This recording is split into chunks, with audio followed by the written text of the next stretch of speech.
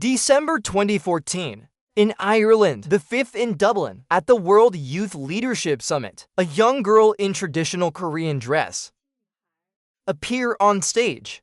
He spoke rusty English, recounts his difficult life in North Korea, and the thrilling experience of escaping North Korea. With the help of this speech, he went viral. The whole world remembers his name, Park Yeon-mi. 1993. Park Yeon-mi was born in Haesan City, Ryanggang Province, North Korea. This small town on the North Korean border, across the river from Longwo-JL Province. She also has an older sister, Park Yeon-mi, who is 2 years older than her. In the 90s, North Korea went through a terrible famine. Parky every hour often witnesses pedestrians starving to death in the streets. Neighbors often disappear for no reason. Kids catch dragonflies, grasshoppers, and other insects will find it a rare delicacy due to the shortage of fertilizers. The government even requires every household to submit their feces, so much so that parents have to instruct their children. Don't take tuba at school. Go home and solve it. Although born in a time of famine, but Park Yeon-mi's childhood was not difficult. Park Yeon-mi's grandfather worked in the financial department of Haesan City, is a retired military officer and a member of the Labour Party. Good family composition. Father also works in the financial department of Haesan City. Although later, the father lost his job due to physical adjustment, but by smuggling cigarettes, items such as sugar and rice, he's still earning a decent income. The family also lived a relatively comfortable life. Due to the father's involvement in the smuggling business, he was exposed to external objects since he was a child. You can even watch music from Korea, video, and Hollywood movies. The one that shocked him the most, it was the movie Titanic. Park Yeon-mi once said, "This movie let him experience the taste of freedom for the first time, and deeply yearn for the free and happy life in the film, and the so-called kindness of the general has long since faded from his mind." However, this stable life did not last long. In 2002, Park Yeon-mi's father was arrested for smuggling. The mother was also frequently summoned for questioning. As a result, the family lost their financial resources in an instant. He and his sister often go hungry.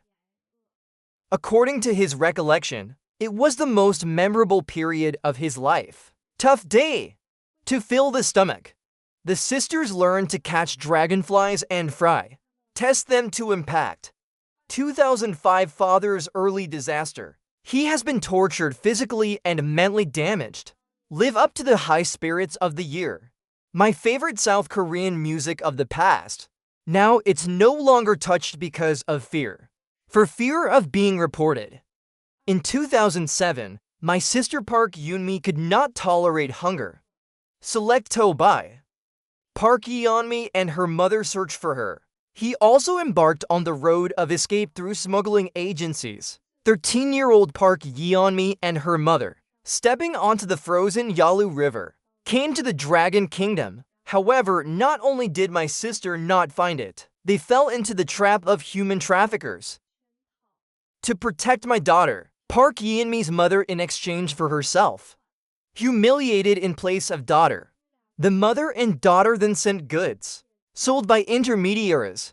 Park Yeon-mi describes in her memoirs, although that time can fill the stomach, but mental torture. But it made her feel worse than death. Park Yeon-mi's mother was sold inland, a farmer over 30. As a wife, Park Yeon-mi became a human trafficking syndicate, mistress of Polonia. He was also forced to assist Hong-moo in the human trafficking business, looking after other abducted North Korean women. As time goes by, Park Yeon-mi gradually mastered some Chinese, also started to do some simple translation work for Polonia.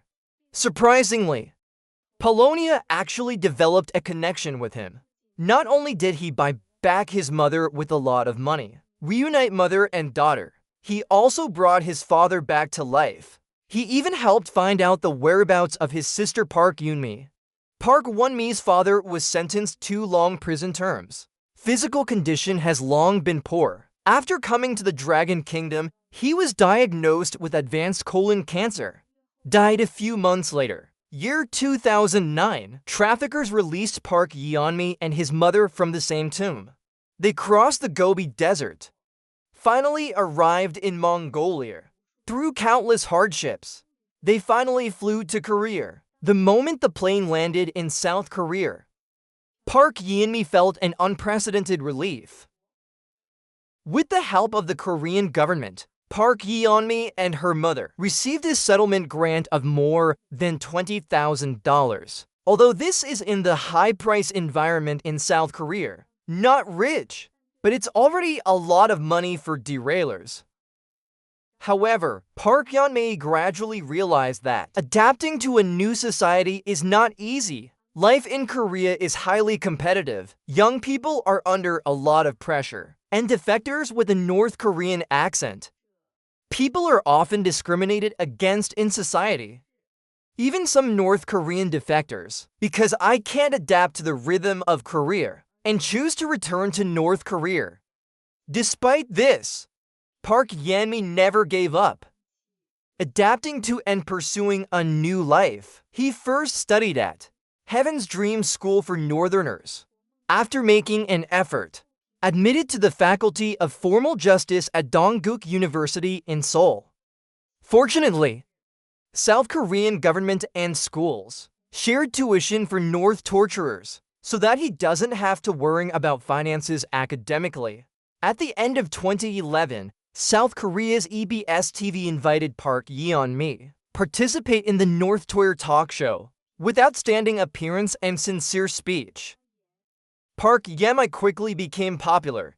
He also took the opportunity on the show to the missing sister Park Yeon-mi shouts, "Call on my sister if she hears her own voice. Be sure to find a way to get in touch with them." In late 2013, Park Yeon-mi was finally found. Mother and daughter reunite. Since then, Park's influence has gradually expanded. 2014, he was invited to hold a conference in Dublin, Ireland. Speech at the World Youth Leadership Summit. His story moved the audience. The BBC named him one of the top 100 women in the world in 2014. In 2015, an American publishing house, I took a fancy to the story of Park Yeon-mi's defection from North Korea. They planned to publish it in a book and invited her to the United States. This opportunity allows Park Yeon-mi decisive decision to go to the United States, start a new life. Life in America touched him deeply. In particular, he was shocked by the abundance and excess of the food. People even need to go to the gym to stay in shape. He lamented, "Americans are nothing but discarded food, enough to feed countless North Korean children."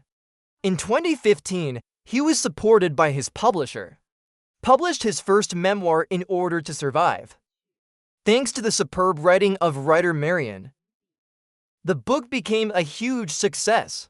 Vivid in the book, it describes him delicately, a new way to escape North Korea. The book quickly became a bestseller, and it's been translated into many languages. It even made the New York Times recommended books list, sparking a global debate. Park Yeon-mi now lives in the United States and run his own channel on YouTube. Fans have exceeded 1 million. And I looked at it as a whole. Park Yeon-mi is indeed an inspirational figure. The Hollywood he pursued, the good life of a movie, now it's more or less a reality. Although there is no shortage of exaggeration in his story, or immature views, but as a northerner, to attract attention, it is understandable to provoke sympathy and exaggerate details. After all, they don't have their own voice. Who cares about the fate of these people? Park Yeon-mi once said, The most grateful thing in my life is that I was born in North Korea and a successful escape from North Korea. These two things made him who he is today.